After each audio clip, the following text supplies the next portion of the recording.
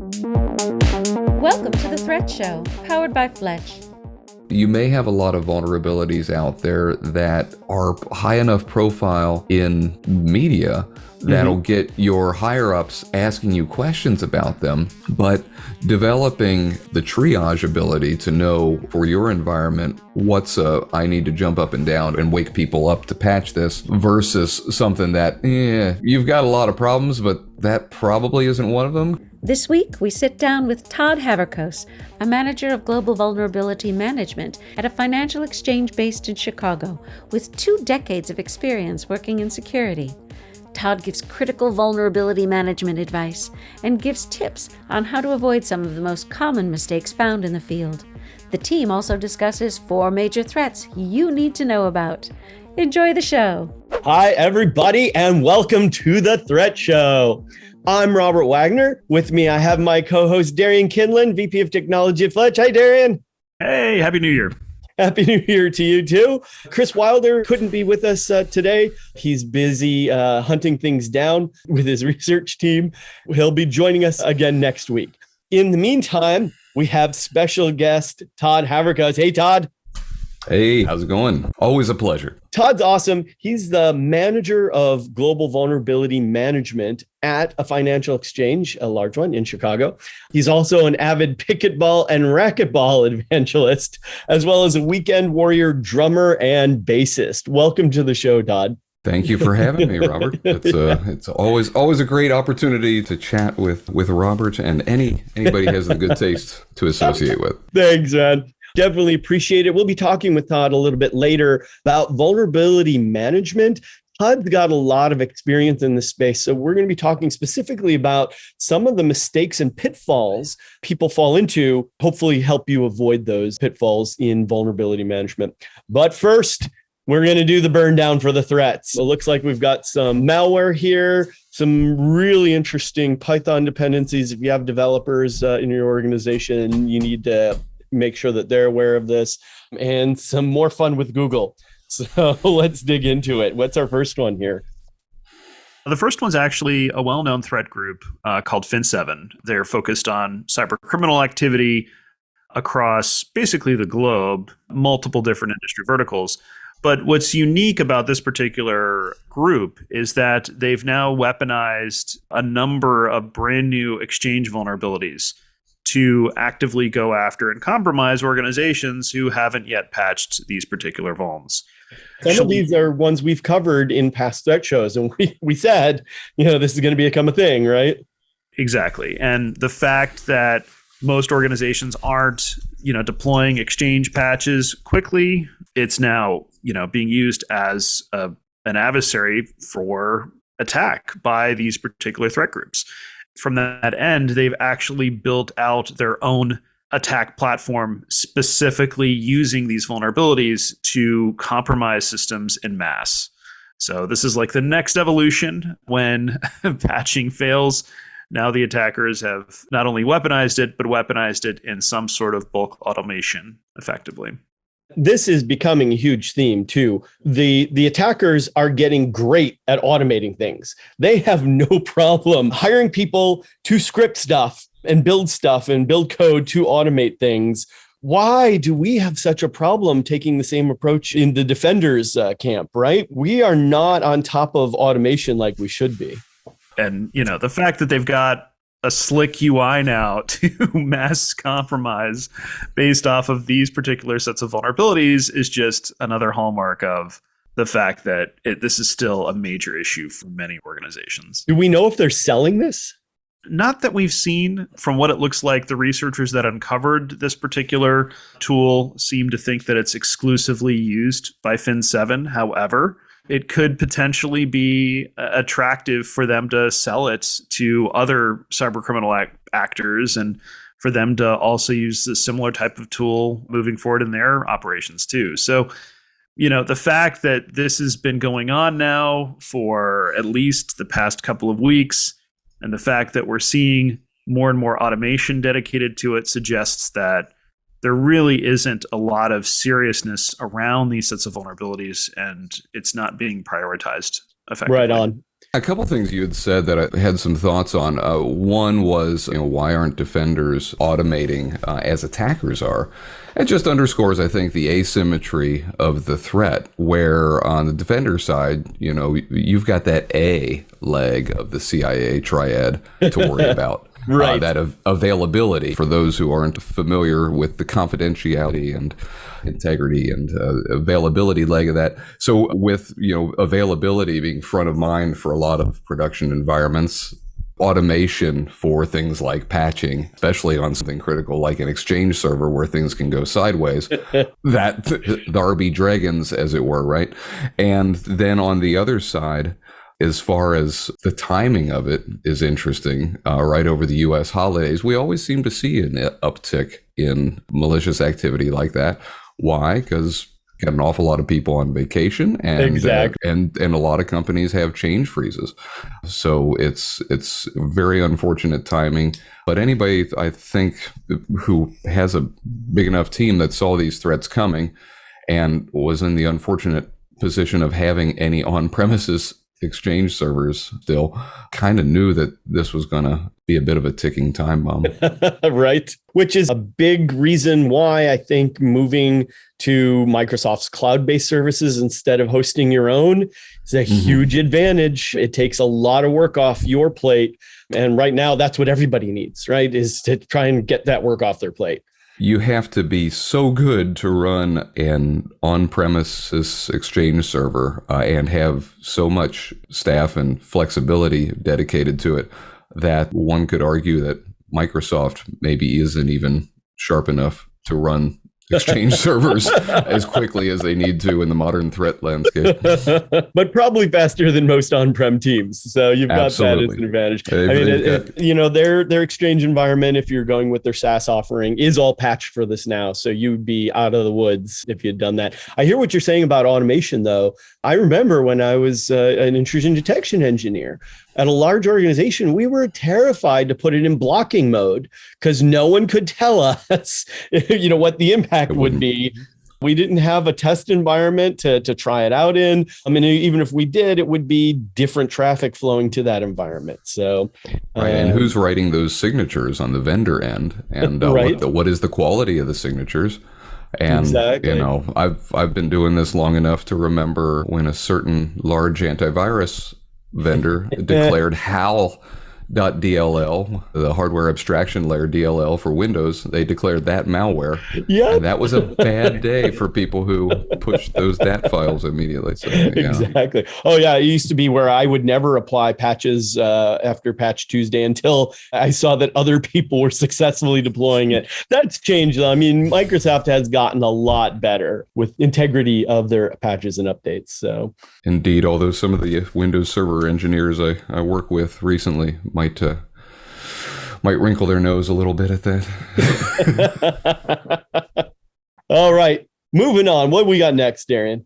Yeah, what's next is actually a different type of threat group that Kaspersky identified and has been tracking. They call it BlueNoroff, but it's known by most of the threat researchers as Lazarus in the community. Yes. This particular threat group's been around for a long, long time. But what's unique about their tactics change recently is that they're now bypassing mark of the web quarantining operations that normally happen within Windows environments, where Microsoft will actually flag and mark any sort of files downloaded from the internet through Chrome or Edge, so that, when someone tries to open the file, they say, hey, are you sure you downloaded this from the internet, before you actually load it. And so by bypassing this particular mechanism, they can get malicious code to run without any sort of user interaction. Oh, man. It's a pretty bad set of vulnerabilities related to this issue. Clearly, they've now weaponized it because they're not seeing, again, organizations deploy these patches on a regular basis. They've been successful in compromising a number of other organizations. And are we we're seeing this as an emerging thing, right? This is fairly new stuff we picked up out of OSINT, right? As far as the bypass goes. Yeah, I mean, mark of the web evasions have been around for a bit of time, but as Microsoft shores up those gaps, attackers have found new ways to bypass that same mechanism. So The approach isn't necessarily new, but these are brand new vulnerabilities from that standpoint. And Todd, would this even come into play in most of the environments you've been in? I mean, I'm assuming you don't allow people to just install anything off the web anyway, right? Yeah, this is one where we're not jumping up and down, pulling all the patch now levers for this particular aspect of the Microsoft rollup. There were other aspects of the rollup in which this one was patched that got our attention. But this one, yeah, there are other controls. You know, you've got a web proxying that buys you some protection. Then, of course, you know, nobody's running with local admin. That's a long path to get there if you're in a more permissive environment. But that we could do an entire show on that and the challenges surrounding that. For an organization of our maturity, this is something that we're keeping an eye on as attack paths using it evolve, but it's not one making us jump up and down. Gotcha. Yet. And for listeners, that's important to note, right? At Todd's organization, they've implemented a lot of these controls. But at a lot of smaller orgs, people don't. They do have local admin everywhere. They aren't using maybe a good proxy or something like that. And even if you were, you know, some of this can be bypassed as well using some of the techniques we're talking about here. So you got to watch out for this kind of stuff and slowly start fighting the same battles that Todd has, you know, right? Eliminating things like local admin, or at least if you've got local admin, use Microsoft Laps, right? Their tool that randomizes the local admin password. There are bypasses for that as well, but it's way better than nothing. And you should be able to coax it for free out of your Microsoft rep. Yes, that's a useful tool. A little limiting, but just having all your developers not be in the local admins group. That's a curiously large political fight with very developer-centric startups. Yeah, because they just need to get moving quickly. But there are ways you can implement this without stopping your developers, but it takes time. We hire smart people, so we shouldn't have a problem, should we? We shouldn't. All right, moving on. We've got some malicious dependencies here. You know, it's funny. I was looking at this one earlier. I first read it as torchtriton, which I think would actually be a much more fun name for this. But torchtriton, PyPI, what do we need to know about this one, Darian? Yeah, so I mean, in the Python community, if you're doing any sort of ML-based analysis, like there's a high likelihood you're using PyTorch or some other open source library built upon this particular open source toolkit. It's extremely popular. And so what happened was that they discovered that there was actually a supply chain attack against this particular toolkit. It wasn't necessarily that PyTorch was compromised. It was actually a dependent library that PyTorch leveraged. So effectively what they discovered was that when developers go to update the PyTorch library, this new malicious package would get downloaded, installed, and executed as part of just normal usage of the PyTorch library. And it started collecting a ton of telemetry, a ton of information about the systems that were vulnerable to this particular attack. And people were confused at first, and they realized, oh my gosh, anyone can load malicious code, potentially cryptocurrency miners, using this particular vulnerability. Thankfully, Package Maintainer has since fixed or resolved the issue with later versions of PyTorch. You just have to upgrade. What's interesting about this is that Newtion came to help us, saying that they were some sort of security researcher. I'm not sure if I necessarily buy that claim. A number of people are like, yeah, this is not quite the reality of what's going on, but the fact that this happened is a sign of supply chain issues being a recurring problem. And not the first one either. In fact, we've seen a huge rise just in the last couple of weeks of different attacks designed to somehow replace or inject into a Python package specifically to get into the software supply chain. And this is not an easy problem to solve, is it, Todd?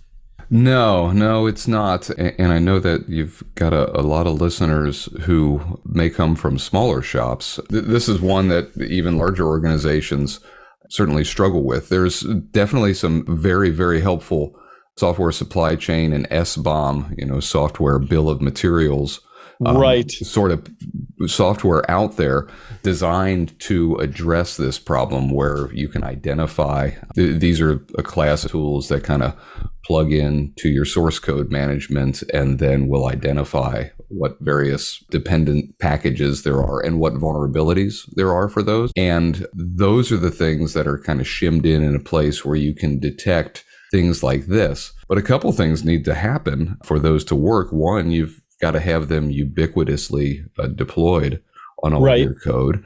And for a mid-size organization that might have a lot of custom development, is all their code in a central repository somewhere to plug something like that into? Do you know what all of your custom code is? Do you have? And often the answer to that is no, right? Yeah. Right. And so finding where these little things have a hard enough time, getting the Java supported happy, vulnerability free for that week level, and and something more minor like this is generally less visible. It's not like you're going to go into add remove programs or SCCM tell you that this thing is installed on your system. You've got to be shimmed in pretty deeply, or have ubiquitous credentialed vulnerability scanning to have a shot at finding a vulnerable package like this on your systems.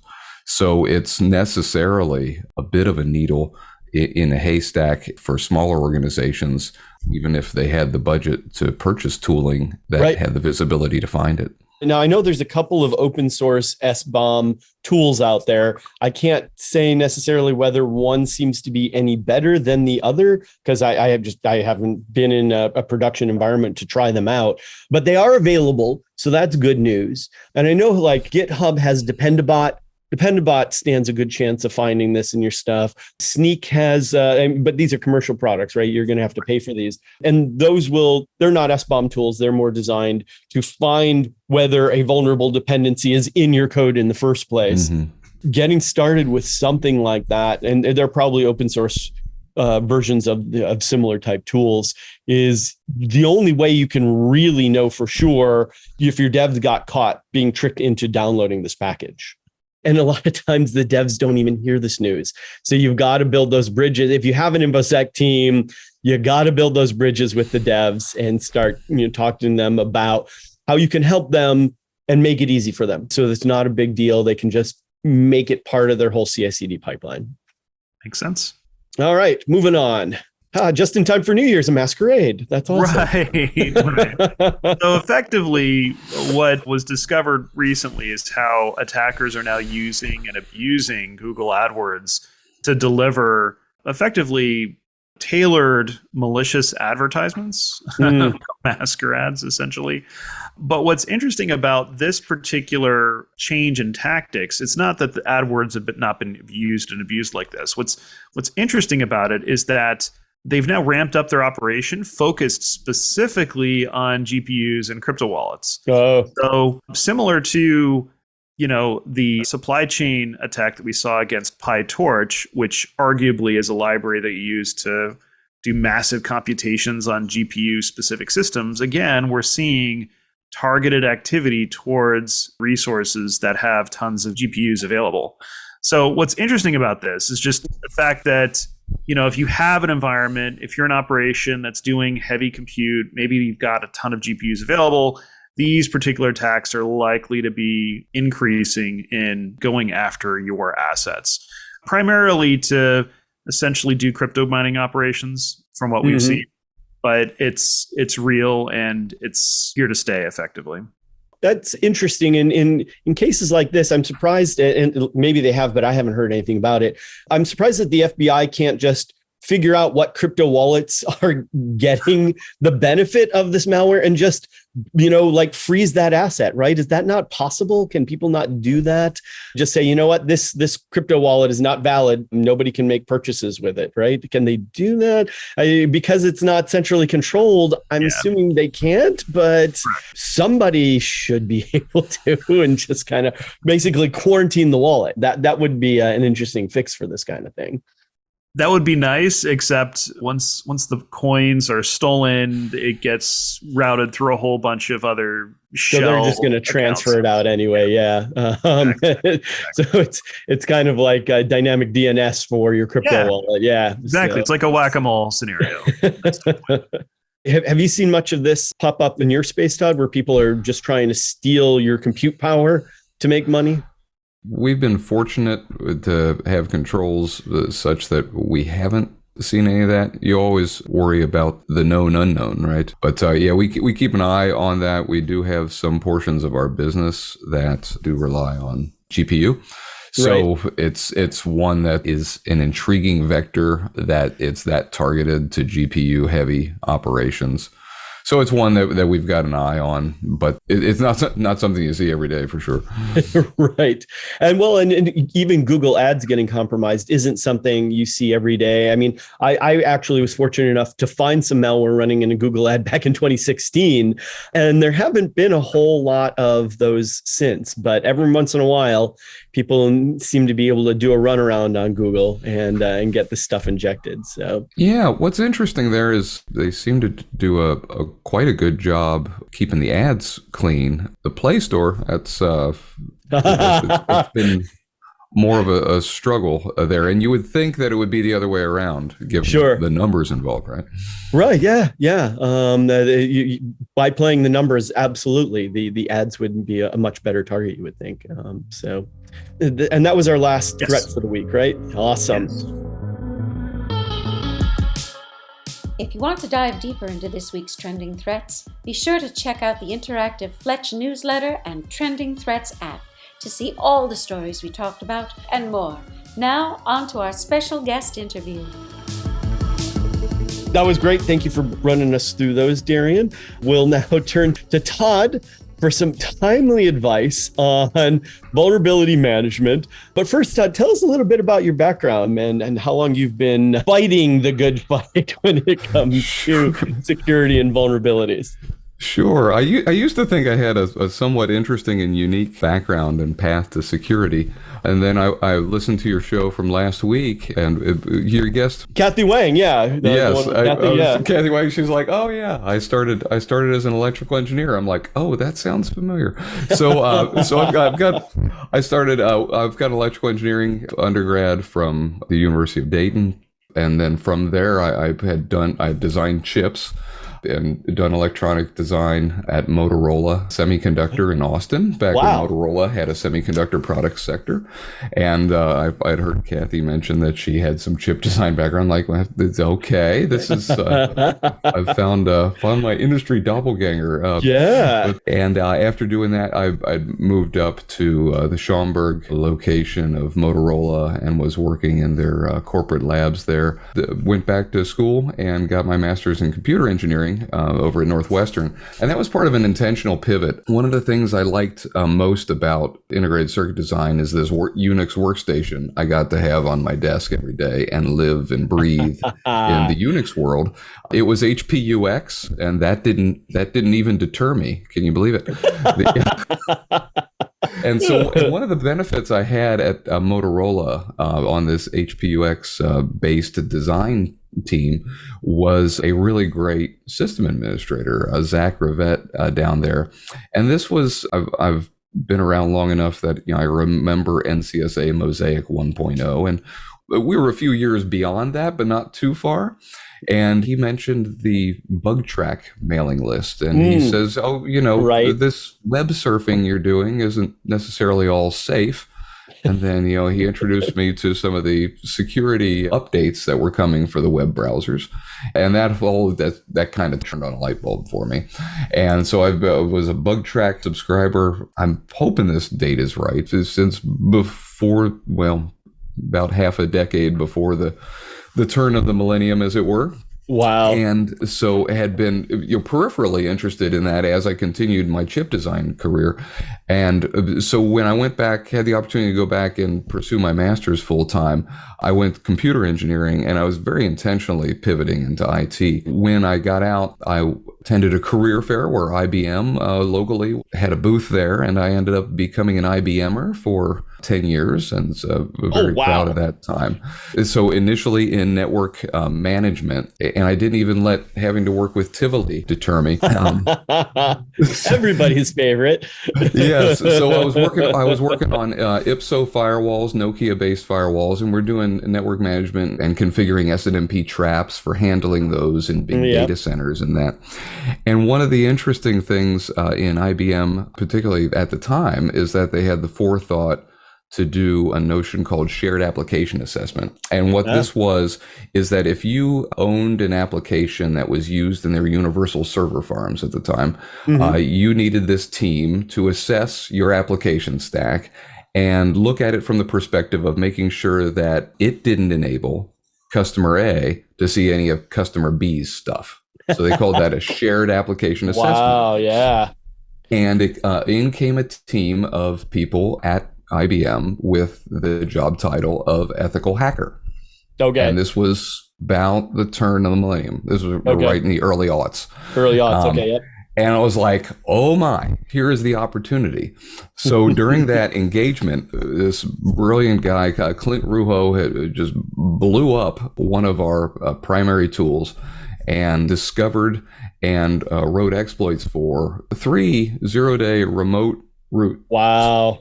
And I got to open those bugs with the vendor who had a public tracker for bugs. And I've never seen bugs fly off a public tracker and disappear faster than when I typed in that we had 3 remote roots on our flagship project.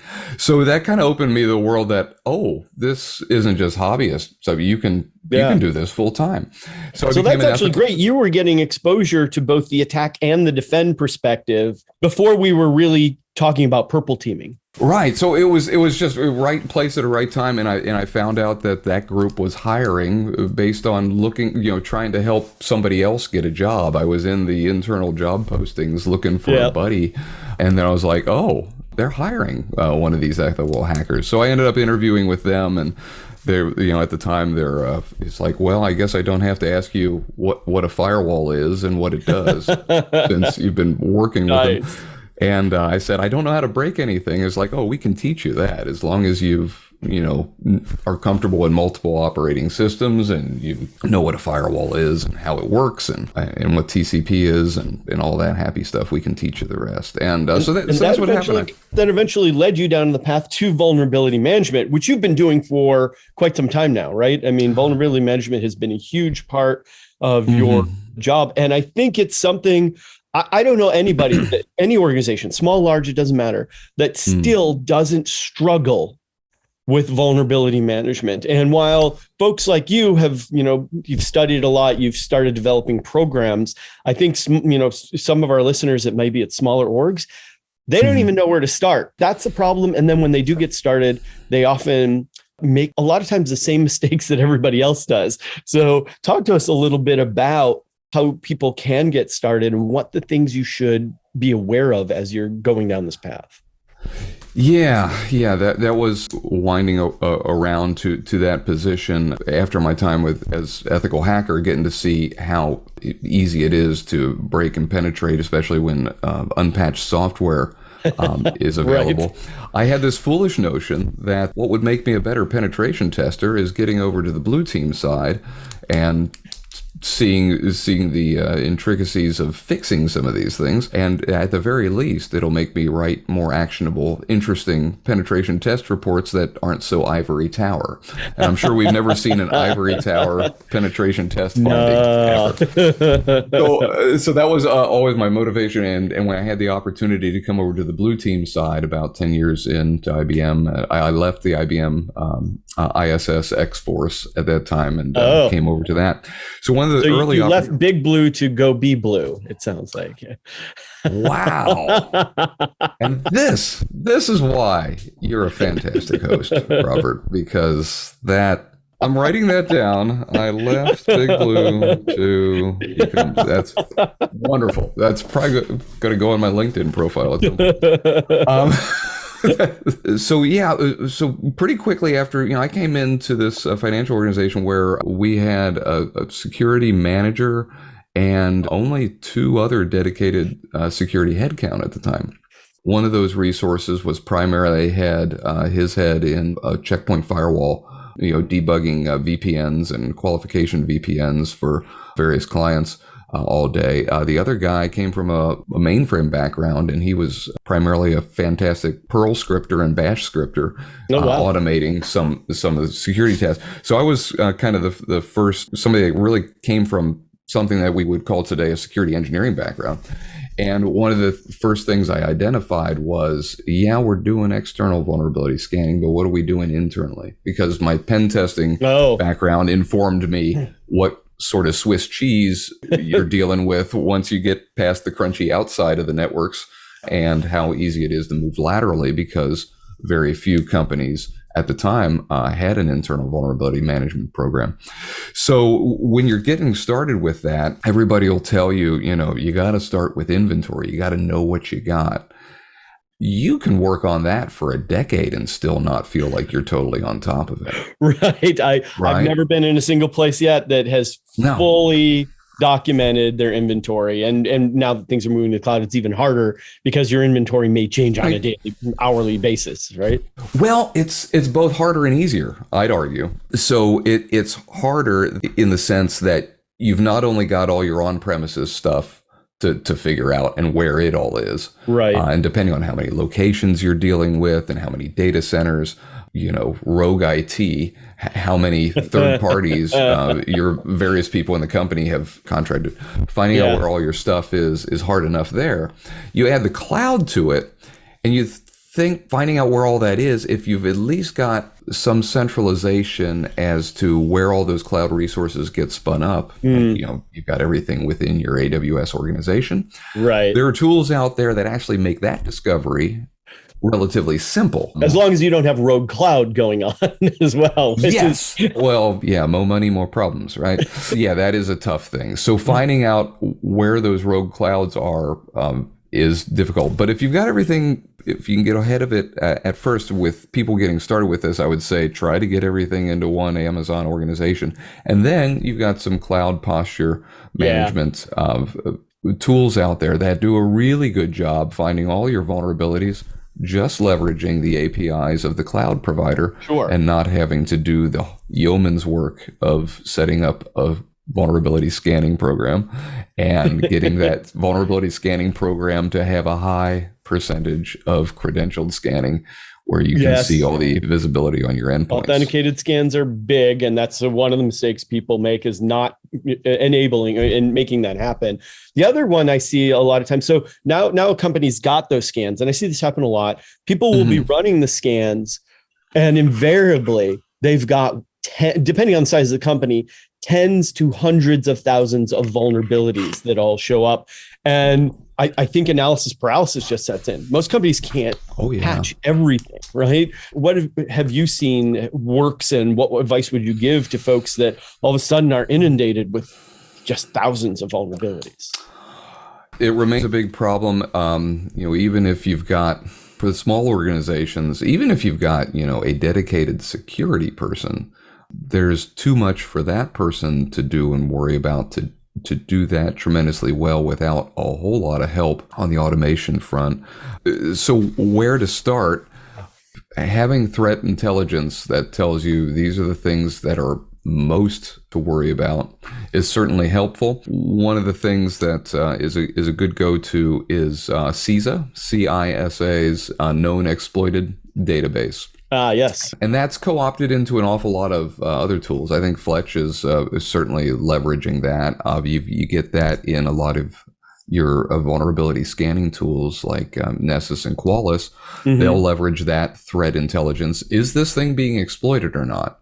I would tell people getting started, you may find some vulnerabilities get a whole bunch of press.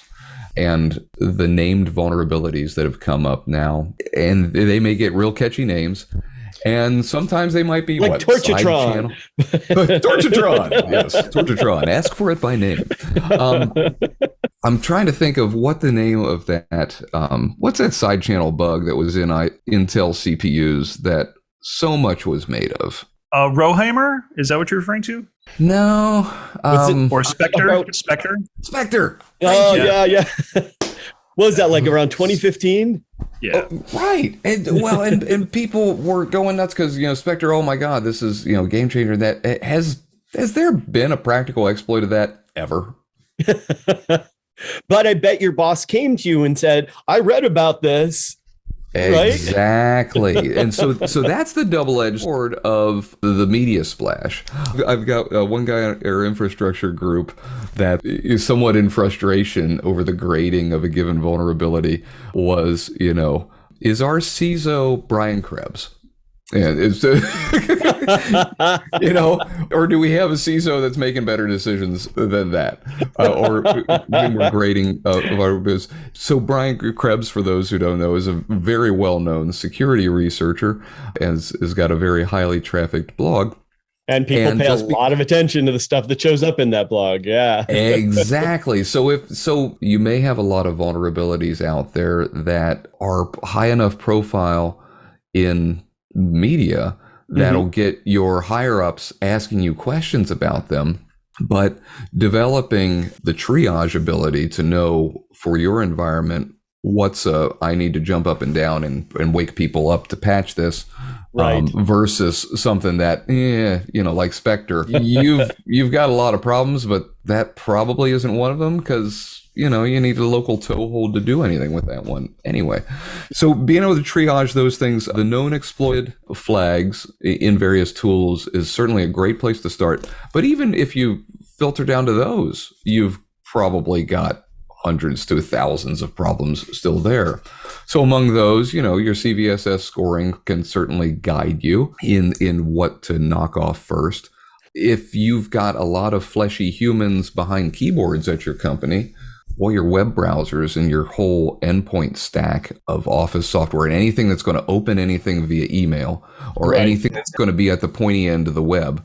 So web browsers that might stumble over the Malvertising campaign we were talking about. Right. We've talked about this hypothetically for a long time to encourage infrastructure folks that, browser patching is a big deal. And here we got it on leading the news this week that malicious ads, yes, they're a thing, and they've even happened to Google.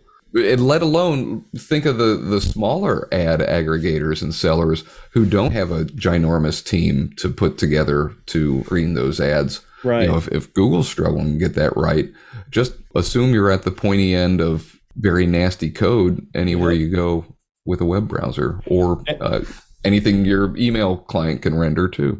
And if you need guidance on that, right? I mean, we can't tell everybody all the things you could do, but the Center for Internet Security, CIS, their top 18 controls are a great place to start. And they've even broken it down into levels. So if you're just starting off, achieve level 1 of hygiene across the controls. And level 1, I don't know if it even touches all of the controls, but that's a great place to start. I know that when we were talking before the recording started, you had actually mentioned just standardized image can be a great tool for a small company to use. If you have everything standardized and under control, so you're not bringing your own browser and you're not, everything else, the things that shouldn't be there stand out really quickly, especially in a small org. It does, but getting that discipline from the jump in a small org that grows organically, small orgs usually don't start off with a dedicated IT guy, and if they do, is it somebody that's come from a big enough place that even knows about some of the standardization and SCCM or third party patching plugins for SCCM or and IT guy or IT woman, just to make sure we're being inclusive. But yes, that's absolutely. They may have a part-time person doing their IT, and that person also now has to do the patching and all the other security stuff that they're not even experts in. Right. So given the way that organizations grow, you're certainly probably not starting out with a standardized image. You've probably got somebody doing, standalone boxes and manually joining them to domains and not using MSDT to, deploy standardized images. But if you can get there, The dividends are huge. And then it's been often said that, what we call good security now and good hygiene now was just good system administration, back in the day. Yes. And getting to the ability to do good system administration is something that leaders need to put a high priority on to allow their person or their small IT team to be able to move quickly when there's a high velocity threat like a weaponized browser exploit or something that's out there. Because if on Monday you don't have something where I can push out a software update to all my machines with very minimal effort, if you need to patch, intraday on a Wednesday because of a high velocity threat that's affecting everybody, doing that manually is just not going to work. No. And if you can't justify that for security's sake, we've got lots of good stuff in the news now to show that it's also a good business reason. Look at what happened to Southwest, because they didn't put in, it wasn't a security thing. They didn't focus on their IT. They should have treated IT as not a loss center, but as a critical part of their profit center. And I don't think they were. Yeah. When there's a security and infrastructure as a cost center ethos in an organization, I think increasingly you simply can't do business that way because every business is so IT reliant. Yeah. That's great insight. We're at the top of the hour. So I'm going to thank you so much for coming in. This has been fabulous. Darian, great burn down today. And to everybody out there, thank you so much. We'll see you next week where we have a special guest coming in. You actually may know him, Todd. I'm going to have Aaron Didier come in and talk to us a little bit about threat intel research. So stay tuned. Fantastic. Yeah, Aaron's awesome. But in the meantime, take care, everybody. Really appreciate it, Darian. Robert, thanks for the opportunity. Pleasure. You bet. Thanks. Thank you for tuning into The Threat Show. If you enjoyed the show, subscribe to us on YouTube, give us a 5-star review on Apple Podcasts, and interact with us on Twitter at The Threat Show. Also, be sure to subscribe to Fletch's interactive newsletter and Trending Threats app to go deeper into the stories we discuss. Be sure to stay tuned to stay ahead of threats.